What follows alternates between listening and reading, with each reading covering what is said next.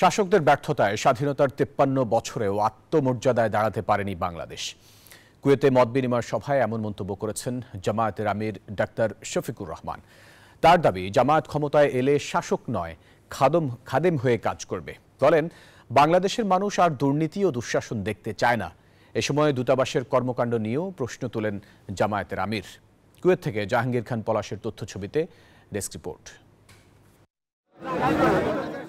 কুয়েতের ধর্ম মন্ত্রণালয়ের আমন্ত্রণে 4 দিনের সফরে গত 8 জানুয়ারি দেশটি সফরে আসেন জামায়াতে ইসলামের আমির ডাক্তার শফিকুর রহমান। শুক্রবার আরদিয়া সানায়ায় কুয়েতে বাংলাদেশ কুরআন প্রশিক্ষণ কেন্দ্র আয়োজিত প্রীতি সমাবেশে বক্তব্য দেন তিনি। বলেন, আর দুর্নীতি ও দুঃশাসন দেখতে চায় না বাংলাদেশের মানুষ। অঙ্গীকার করেন, জামায়াত ক্ষমতায় এলে খাদেম 250-টিরও বেশি ডিজাইন অপশন নিয়ে ওয়ালটন স্মার্ট ফ্রিজ, বোঝে আপনার প্রয়োজন, জনগণের সেবা করবে।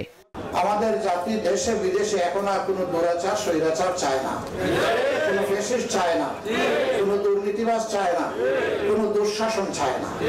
আমাদের দেশের মানুষ একটু সৎ শাসনের দিকে যেতে চায়। সমাবেশে স্বৈরাচারী সরকারকে উৎখাতে রেমিটেন্স যোদ্ধাদের অপরিসীম অবদানের কথাও উল্লেখ করেন শফিকুর রহমান। অভিযোগ করেন, দূতাবাস থেকে প্রবাসীরা কাঙ্ক্ষিত সেবা পাচ্ছে না। কাজের ফলে আমি যে আমার ন্যায্য পাওনা পাবো, অনেক ক্ষেত্রে পাই না, বঞ্চিত হই।